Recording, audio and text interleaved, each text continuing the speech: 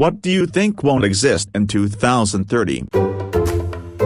Landlines are going to be around for a lot longer than you think. If one cell tower goes down, it kills communication access to wide swaths of area. A landline doesn't have that issue. So for institutions that require dependable communication access that can be repaired quickly in an emergency, landlines are tough to beat. Technically speaking, COVID is likely to become endemic because it's super contagious and not everybody who can get a shot is getting one. Not to mention it's also evolving and there's more variants, albeit this might mean COVID could slowly become less harsh over time, since we could be better able to combat it. I'm surprised this isn't further up the list. Entry-level low-skill jobs like cashier, greeter, stock runner, etc. have been the staple of retirement planning for decades. People scrap together whatever savings they can, then ring up purchases at Walmart to make up the difference. They don't pay well, but it's better than nothing. Those are gonna be largely gone by the time anyone who is currently 55 and under retires. It definitely will last. Look at eBay. The site has a horrendous user interface, scammers and every bad thing you can imagine, but that's what people use, so it still exists. This applies to both Facebook and Twitter as well. They're bad sites and often their apps don't really work at all, but it's where the people are, so it'll stick around. It's because time is relative. 9 years is relatively medium length in terms of an average human lifespan, 70–80 years. In tech though, 9 years is like a millennium. It's only about 16 years since there was no Facebook, smartphones, streaming, drones, electric scooters, very few electric cars. Googling something was just becoming a thing. Everyone and their grandma were using Internet Explorer. Windows XP was the best operating system, with Windows Vista being the newest. No one would ever dream of owning a Mac. Internet speeds in the MBS were good. We were using ADSL. TVs were mostly giant boxes. We had just gotten through the Harry Potter book releases. Friends was still the biggest TV show ever, and Lotfer had just finished releasing all 3 movies, and the list goes on. A shitload can happen in a decade. Replying to add that if you have a yard you can alter, you can help with some of this. This is one of the few ways people can actually act individually and make a huge change. All the yards in the US count for millions of acres of land, most of which are currently planted with ecologically worthless plants. Check out Homegrown National Park, which is an effort started by Doug Tallamy, an entomologist. You should also read his book, Bringing Nature Home. I'm a native plant landscape designer. If you don't use your front yard, you don't need to have lawn there. If you don't use the edges of your yard, you don't need lawn there. If no one in your house uses the yard more than once or twice a year, you don't need lawn at all, save for perhaps some paths, though I argue that mulch or stone might be easier to maintain. Yes, a very few people choose to purchase property in host, but most people have no such restrictions, even on the municipal level. If you're interested in this but it just seems like a daunting task, PM me and I'll answer your questions. No, I'm not selling my services. I'm not even allowed to. I think we're heading toward a future where most theaters will shut down, and the remaining theaters will mainly be marketed to movie enthusiasts. There will be like 1 or 2 AMCs in each city, and maybe an Alamo in the major cities, and that's it. A lot of people won't even live within reasonable driving distance of a theater anymore, but theaters still won't go away completely. That's my hope, at least. Amazon, as it is today, spicy answer, but it's already too big, and Bezos has already stepped down from leadership. It's plagued with quality control issues that are outside its ability to navigate, full of fake reviews because it's easy to manipulate, and people are already catching on. I think Amazon will turn into more of a 3PL/logistics company for other businesses, since that is what they have always done right. But things like Shopify enabling an army of small businesses to use the same tools but deliver better products and service are a major threat, and every large corp in the world is trying to compete now, with the same or better level of service. Convenience. Amazon was revolutionary in that it forced companies to compete on their level of delivery, but once everyone does, Amazon doesn't have their monopoly anymore. Agreed. I barely use Amazon now. It's plagued with counterfeit products, and the prices are nowhere as competitive as they once were. I recently bought some hard drives and everywhere it was about £180, Amazon was £230. Even books can be found elsewhere cheaper. I've had to return 3 out of 5 of my last purchases because they were counterfeit or faulty or not as described. They aren't reliable. Taxi drivers. Before Uber sold its self-driving car division in late 2020, there was a running joke that Uber drivers were working to put themselves out of work, as Uber reinvested millions of dollars in fare revenues back into its driverless car projects. While problems beset Uber's automated cars, I still struggle to see how taxi drivers do not become obsolete in the next 10 years. If you run a taxi firm, it would be madness to pay someone money to drive a car for you when you have a vehicle that can drive itself. Demand may leave a market for human-driven taxis, but these will struggle to survive as automation will drive prices down.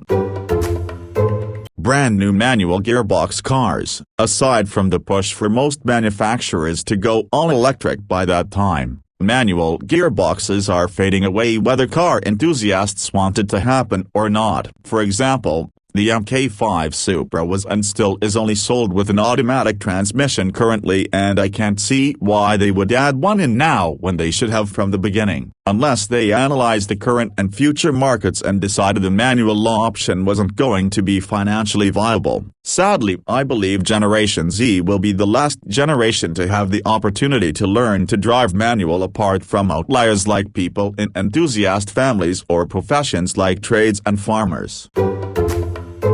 In the US, perhaps, manual transmissions are still standard in most of Europe, although I understand they're practically unheard of in the US, and automatic seems to have been the standard for several decades. I think by that point, most new designs will be electric or hybrid, but there will be a number of existing manual transmission designs still being made. I think there will be at least 2 or 3 models that will come with the manual transmission as long as new cars with a nice are being made. It won't look like it is now, with several enthusiast cars coming with them, but there will always be people who want one, so a few models will come with them. Do I know which ones? Not necessarily, but I'd imagine that the Civic Type R, WRX, and the GT86 will hold out a lot longer than the rest of the market. Also, I'm speaking strictly the North American market.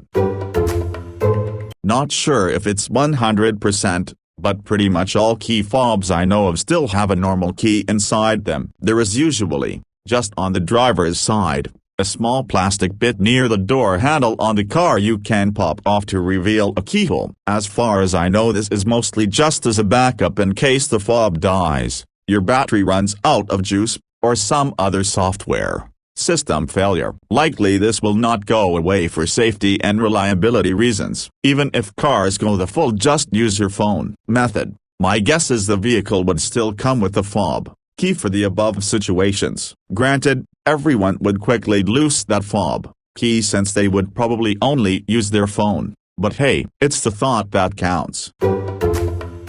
As a Finn, there's nothing like that here. Well, maybe if you live in central Helsinki. Out here in the sticks, competition isn't allowed by the companies already doing something. I know people who've gotten death threats for starting perfectly normal, legal businesses because they'd compete with the big guy in town doing the same thing but worse. The pace of change has been accelerating more rapidly since the dawn of mankind. The past decade has brought about huge technological, social and political shifts. In a very brief time frame, the Fourth Industrial Revolution has altered the global balance of power, as well as spurring great leaps forward in areas as diverse as agriculture, medicine, space exploration, communications, entertainment, etc. The pandemic changed how most of us live, socialize and work. Nearly 1 decade from now, computational scientists, engineers will very likely have achieved quantum supremacy. The corresponding rise in computing ability and complexity of the networks we depend on will bring staggering changes. It's almost impossible to exaggerate just how large and rapid will be the changes we face in the near future. stick with me here, optometrists. I remember being a kid in the 80s and having to go to a locksmith shop to get a key cut. A decade later they had machines available at local hardware stores, but still used by a trained professional. In the 2010s they had new self-contained machines that only certain people were allowed to use at every big box hardware store. And now they have self-use machines with everything automated that any schlub like me can use. Same thing happened with Blockbusters and Redbox. You go from having an entire store to a single 2x3x6 machine that vends you the goods, and even those are fading out thanks to digital streaming. I love my optometrist because he diagnosed that my eyes were uneven on my head. Apparently I misnailed. After seeing 6 other optometrists in my life, WHO apparently missed IT, and because he does all sorts of tests that I'm not used to at any of the other optometrists I've been to. I'm concerned that he's the person with expertise, and the next generation up is the Walmart Vision Center. And then the next one after that is a DIY kiosk, which wouldn't be that incredibly hard to automate. I imagine they'd start out being sponsored by like Warby Parker or Zenni or any of the myriad other internet-based glasses boutiques. Maybe it'll be a booth at the mall, or maybe they'll open a brick and mortar and staff like they do phone stores. But the people who work there will only be in charge of cleaning the machine when it's not in use and possibly upselling you with some in-store frames that have voice automation like an Alexa, and you turn the various wheels which will be conveniently placed and oversized so you can't screw it up, while the machine takes notes on your responses and spits out your prescription. You could have the apparatus be the size of a photo booth and put 10 in a retail space. The United States of America, 160 years ago, happened to break out into full-scale civil war, but despite that, the nation still survived and became the world's dominant power over the succeeding decades. This nation is far more resilient than you would think. I would bet my life savings that it will still be alive and well in 9 years. Manual car transmissions. Considering how few people buy them now, and with the future of electric cars, manuals will disappear within the next 5-10 years, I'd say. The typical combustion engine is an interesting debate. Although I'm not a fan of electric myself, it's undeniable that most new cars being produced by 2030 will be electric. Some outliers here and there, but for the most part it will just be electric. That's not to say combustion engines will disappear, unless a law is made against it or enough time passes by to have them die out. The future of combustion engines are pretty much doomed. This needs to happen, but we are still a couple of technology breakthroughs away, mainly in battery technology. I can fill my gas tank in about 5 minutes, while a Tesla can take 8 to 10 hours to recharge. When electric cars finally do take over, we will be even more dependent on the power grid, and I'm not sure it's going to be ready. No, the problem is that incels and feminists are ruining it for everyone. I still think that women are less privileged than men overall, but in certain cases like the justice system, custody cases, being allowed to show emotion, etc., women have way too much privilege. I wish we could just get along, but radicals on both sides are turning us against each other. Read the newest IPCC report. The corporation behind it is conservative, but even they admit that the human species is fucked. By 2040 humans will have caused an increase of 1.62 degrees. This will kill most wildlife, cause more natural disasters and raise sea levels. By 2050, millions of scientists admit that the ocean will be dead. Also, I may have stalked your account and I saw the post you made about the red sun. Do you know why the sun is red? Smoke. Smoke from fires directly caused by the 1.1 degrees Earth warmed because of human activities.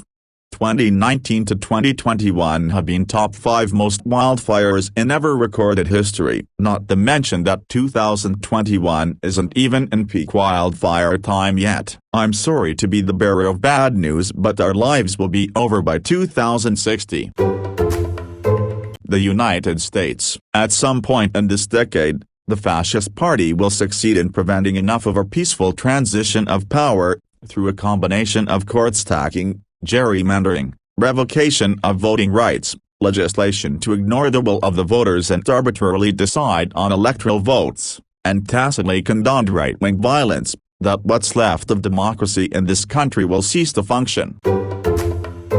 New private home ownership in the U.S. Unfortunately, this isn't hyperbole either. Zillow and other entities with serious conflicts of interest, large-scale home builders, investment firms and foreign corporations are buying up everything they can at an exponentially increasing rate. If we don't get the Fed Gov to nix this soon, only people who will own homes are those who have already purchased, and those that get really lucky. Well, and the wealthy. Nothing ever really applies to them anyway. Caveat, I mean in urban and suburban areas. In rural areas it'll take longer for them to buy up everything.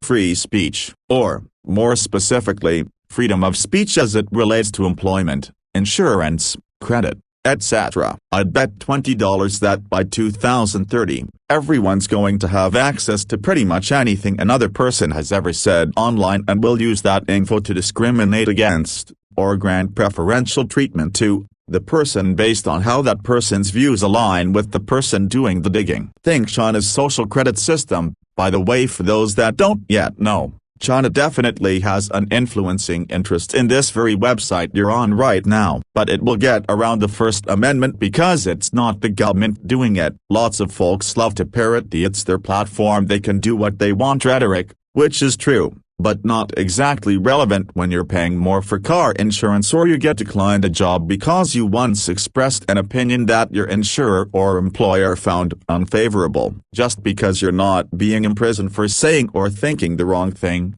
doesn't mean you won't be discriminated against for it. I'm not talking about "damn I got fired for blasting how shitty this company is" on Facebook. I'm talking "damn I got fired for saying I do/don't support" insert controversial social issue here. The sharing economy, at least as we knew it before the pandemic. In my large city, fees for Ubers are so high, Lyfts are non-existent, and app food delivery fees are so high that no one I know uses any of them anymore, when they were all routine parts of life in 2019. I suspect half will die out and whatever lasts will be branding itself as the good one with fair pay, a subscription model, etc. Big gaming PC setups. I have a feeling that laptop gaming, portable gaming will get absolutely fucking insane. Only a few years ago everyone shat their pants because of the iPod and now the Apple Watch exists. My Acer Nitro 5 can handle most games and I have a feeling that in the future game optimization and hardware will get so good that laptop gaming will be actually good and affordable. Cancel culture. Eventually people will realize the deep-seated hypocrisy within canceling celebrities and people for nonsense reasons. I understand if it's something like sexual assault, but when you realize Bill Cosby was cancelled for drugging women, then you realize Cardi B admitted she used to drug men as a stripper, prostitute, but only Bill Cosby got cancelled and not Cardi B. You begin to see the actual motivations behind cancel culture. I'm all for advocating against sexual assault, but that also means advocating for it not to be done by anybody at all, not just when it's convenient towards a narrative. If it's not okay for a man to do it, it's also not okay if a woman does. We've moved past equality at this point into more of the same, majority rules, and the majority now is groups that used to be the minority. Another example is people want to cancel James Franco for what he did, and stay completely silent about James Charles and Jeffree Star. If you're going to cancel a straight white male for sexual exploitation, misconduct, if you truly believe in equality, you have to cancel LGBTQ people for doing the exact same things. Unfortunately for some, equality means just that, equality. And time again we're shown the motivations are not about equality at some point. Once everyone is equal, one group takes it a step further, and sees it as retribution for what people have discriminated against in the past. That is not what equality is. Places to be are outside of the large cities unless you're rich. Decentralized economies due to working from home in the next decade will see a rise in standards of living for sure. When you think about it, when you live in these places, how often do you get to enjoy them? They just become a backdrop to and from work, and you rarely get the opportunity to experience it. I'm not rich, I just rolled through the countries like the Nazis rolled through Europe. Their war economy was based on absorbing economies along the way. Much like that lifestyle I lived. London is for the wealthy, much like all big cities. To build a happy, successful live in these places, you tend to need money to do it in the long term.